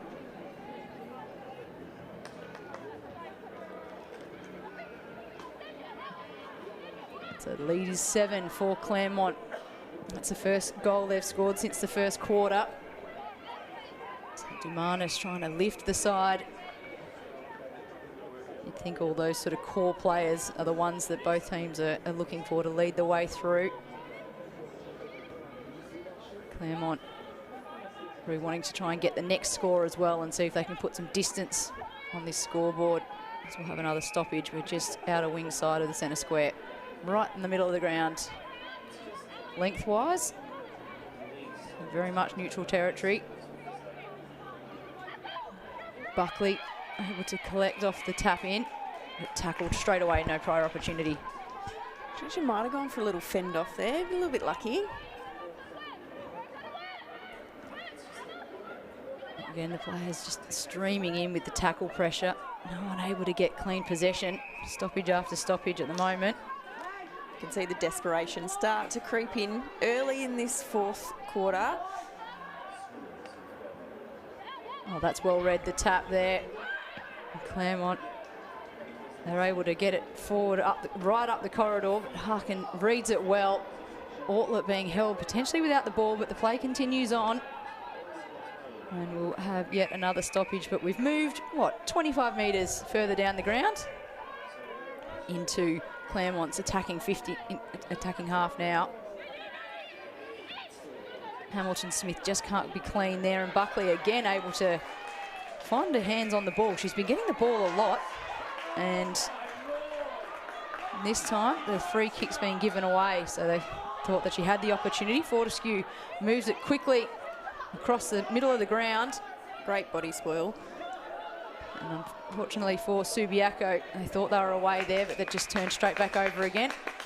Now, look for Subiaco. Settles in defence as she took the intercept mark. She goes towards Buckley again, who has just been a magnet for attention. McIntosh working across half back. Here's Claremont. They've got some numbers now with Elkington. Puts it on the boot and sits it out nicely. And they call play on. So thought there might have been a chance for a mark there for Goodwin Wissink, but maybe just fumbled it and touched grass. Saw a player coming off here. I think it's Bennett. Yeah, Catherine Bennett, that is, coming off the field at the moment. Looked to get a kick to the shin, I think. Might be just a bit of a stinger. So it is Hyder and Goodwin Wissink going at it on the outer wing. Dowrick leaping above her head, unable to control it. And it comes again straight back in. The attacking 50 for Claremont, but Harkin reads it well. She finds Toth, who's just trying to settle play down a bit. She heads wider still to Walker. And Subiaco attempting to connect a chain and get themselves out of defensive pressure. She comes back inside the corridor to Thorogood. Sitting right on top of the arc here for Subiaco in their defensive 50. A short ball available here to Golisano. She goes on with a bit of a miss kick, we'll say. I don't know whether she went the torpy. You guys know it better than I do. Do we give her credit for that? Look, barrel? if you take it, I take it.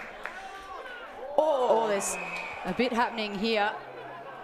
Head height tackle was too high there from Ritchie. That didn't look great.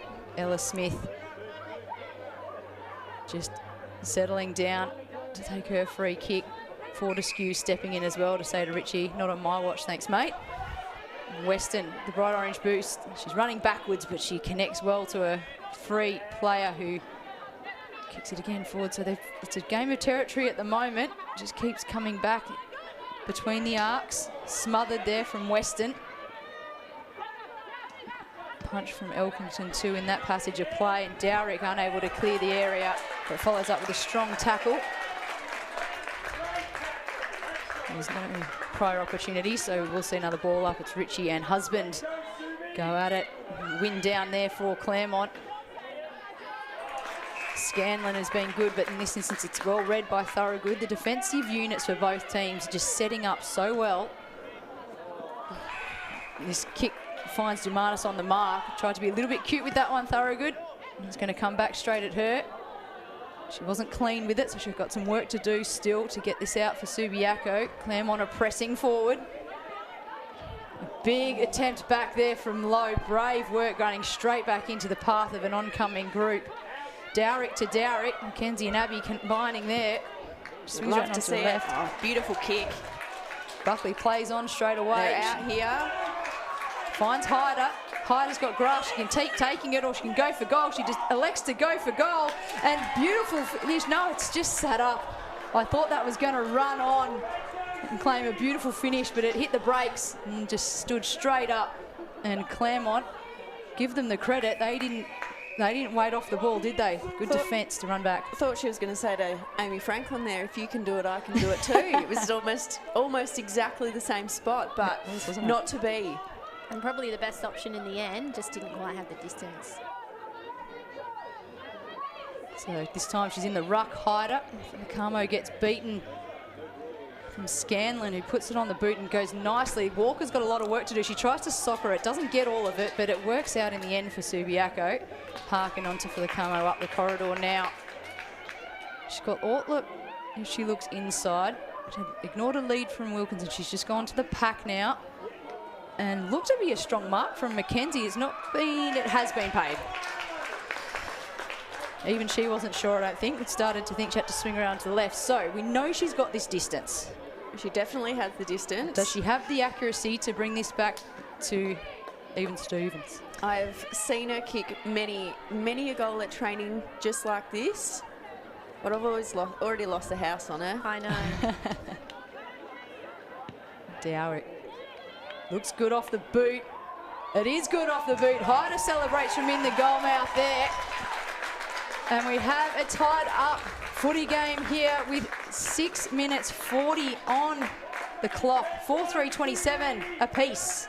The Darricks starting to put a bit of their influence on the game. We saw a few passages there between Mackenzie and Abby on the wing. And then a really good mark by Mackenzie there in a big pack as well. Confidence booster for her too to finish that one off after missing the one in the first quarter. So we're set for a thrilling finish here, guys. 6 minutes 15 on the clock in front of us. The Rucks go at it again. They've had a good contest all day. Husband winning this one, but Subiaco coming away with it. And she's caught with the ball. Bit indecisive, unfortunately. Didn't know what to do with it. So Jess Lowe heads to the outer wing. Lovely kick to Weston, who can run onto it. She elects to pull up. I thought she might keep running. She's been good today, both Lowe and Weston, in fact. She's called to play on. Sell some candy, but Corlett's up to the task, and they've...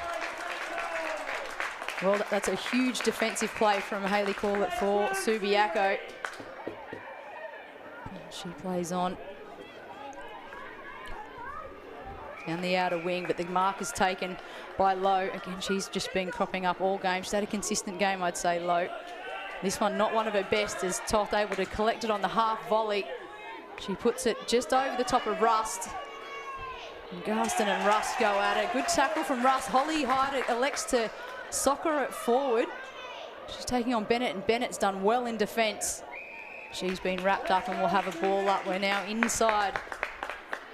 5 minutes remaining in this game. 3 versus 4 on the ladder. It's living up to it. The pressure's absolutely gone up a notch. You can feel a little bit of nerves, a little bit of tension, but a lot of ferocity around the footy. Fortescue trying to clear through that pack. Wasn't able to. She'd take a few steps, so maybe lucky she didn't get called having prior opportunity. She's been good in defence all day again for Claremont. Nicamo sneaks through. She picks the pocket. It's Mackenzie Darrick on the left. And she brings it across goal for a behind. Well, she's cramping a little bit there too. But puts Subi in front by a point. So lead change. Subi last led right at the beginning of the game. It's been Claremont in the lead ever since then. And now Subi by 1. The home team are the ones under pressure now. Trying to work their way out of defence, which they have done really well all day. Their rebound 50s have been excellent. This one, the numbers were in Subiaco's side, and Ritchie with good position. Fantastic mark there by Jess Ritchie. Great set of hands. Only the number 5 today. Not usually her number either. Again, just wearing some different jerseys, Subiaco.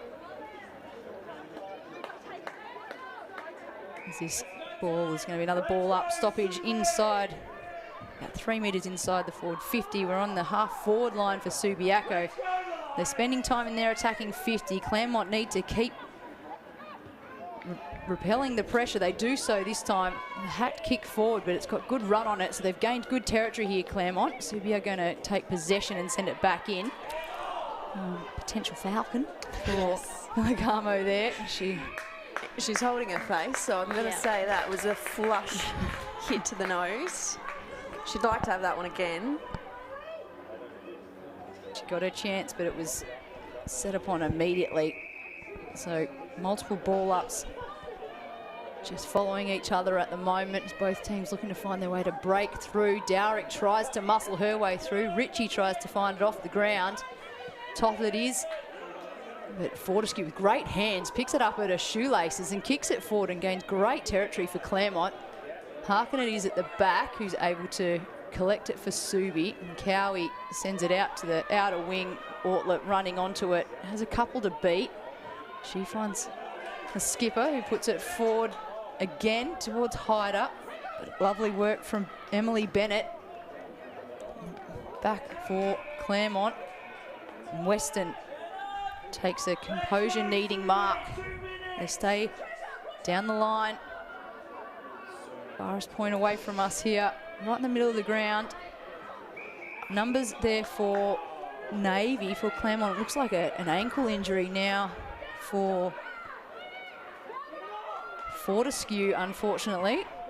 Trainers will run out to her. We'll keep an eye on that in back play. But we'll stay with the play at the moment as it runs forward for Claremont. Great pace here from Scanlon. She puts it into the 50. It's right in the right pocket.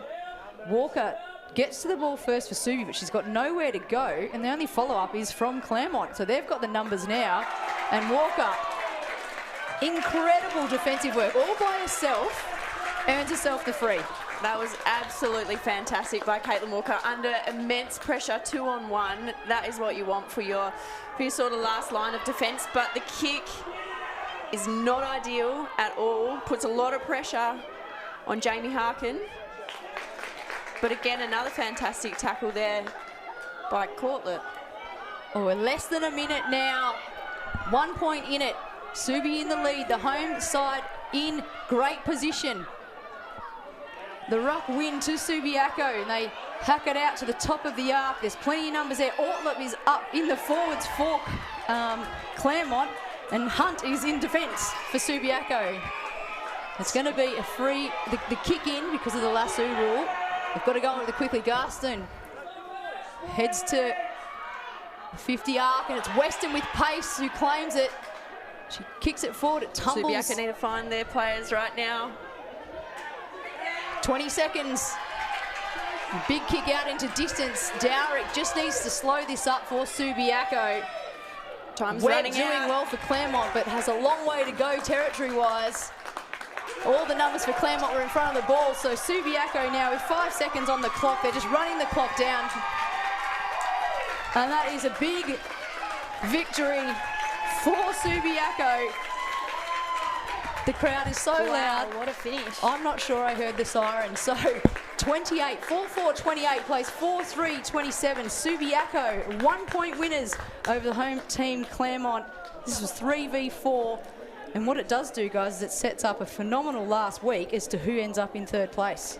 Yeah, it absolutely does. And like Ellie, you said earlier in the day that this final series is really shaping up to be, you don't really know who's gonna top who, and it just makes it really interesting and really exciting, and that's what you want for this kind of comp. And as you said earlier, Hayley, Subi have been showing that they're really good at the second halves, and they showed that today by bouncing back after being down for most of the first half. I think Claremont will be looking to, there'll be a bit of review on that, of how, when a team, doesn't matter what team it is, but when a team is getting on a roll, how do you actually stop that and stem the flow? Because they just weren't able to do that when Subi did start to get on top. Unfortunately, they just couldn't stop that flow of play and get it going their way again.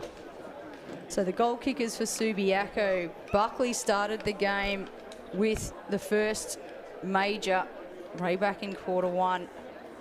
Wilkins with the run away goal that went coast to coast, end to end. She managed to slot it through and get Subiaco back on the march. Amy Hunter with another goal to her for another good season. So she's 13 goals for her season now. And Mackenzie Dowrick managed to put Subiaco in front with her goal as well. The goal kickers for Claremont, it was Franklin with 2 and Dumanis with 2. One from free play, that was an absolute highlight, just selling some candy and coming on the inside. The other from a free kick, which she was strong enough to put through, which made the game all locked up and very exciting. But Claremont, they'll have to review the fact they went 2 quarters without managing to score a point. Ellie. Yeah, I was impressed with Maddie Scanlon for Claremont today. I thought she managed to break free of the pack a bit and get forward. So she should be impressed with her game. But a team effort from Subi. I think they worked really well together in that second half to find a bit more composure and in the end get the win. So there's one more round to come in WAFLW. Subiaco will take on East Fremantle, who had a big win as well today. Claremont will take on Peel. I think her ability to hit the scoreboard and, in the first and fourth quarters, get that score on the board, and she really brought Claremont back into it in that last quarter. So those two, hard to top them. So we're only a little bit away from the Subiaco song. Get into full voice, but Ellie, quickly, your best for Subiaco. Look, I think it was a real team effort today, but I was impressed with defensive unit, definitely. That amazing tackle at the end from Caitlin Walker, but she was solid all game, as well as Jamie Harkin. Well, they look like they've got everyone in. McLaughlin was tardy. And having a good chat in here.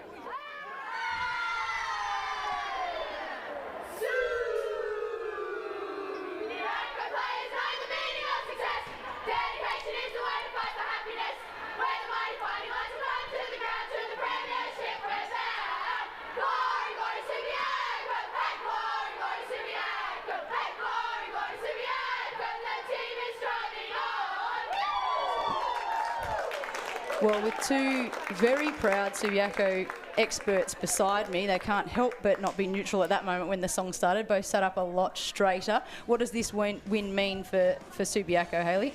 Yeah, well, if we can finish in third position, you get a home final. There's no way we can finish first or second, but to finish third, you do get that home final, which can be all important in a final series. So it is really, really important. And, you know, the girls have worked really hard from a really tough start to the season. They probably, were looking... the season wasn't going the way we wanted it to, but to come back in these last sort of 5 or 6 weeks and really put some good performances together, it's really impressive and really exciting going into finals. As the highlights package rolls through underneath this, Franklin and Dumanis went at it early in the first quarter for what you thought was going to be goal of the day, really. The two of them very impressive shots on goal. And after the first quarter, Claremont led 3-1-19 to 1-1-7, and they looked in control of the game, didn't they, Ellie? Absolutely, and as you mentioned, Dumanis here on the screen again with that amazing goal, and Franklin were looking really dangerous, so it's impressive of Subiaco to manage to turn that around. The second quarter was a stalemate for both sides.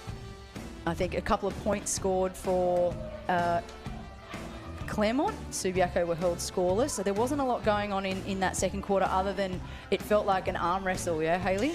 Yeah, I think Claremont were on top, and they'd probably be reviewing the fact that they didn't get the score on the board in that quarter, because they certainly had more of the ball, more of the play, more of that open side running game, but weren't able to put the score on the board, and that's, I guess, what hurts you in the end. If you can't get the goals on the board, when it comes to that tight tussle at the end, unfortunately, didn't come off for them. And then in the second half, it was Subiaco that came out of the main break.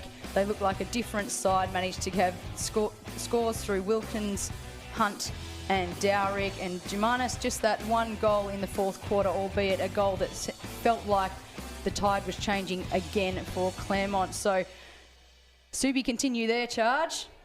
They've come in with now 5 wins from the past 6 games.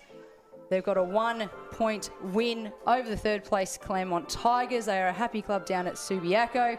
Thanks Front Row Sports, and great to have both Ellie and Hayley joining us in comms today. So thanks, girls. Loved it.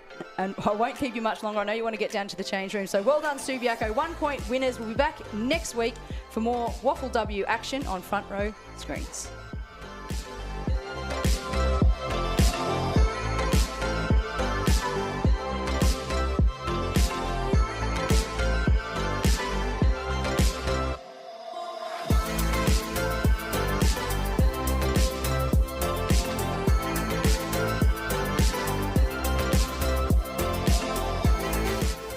This WAFLW live stream is brought to you by Optus, proud partner of the WAFL and WAFLW. The West Coast Eagles, supporting WA female footballers to follow their dreams.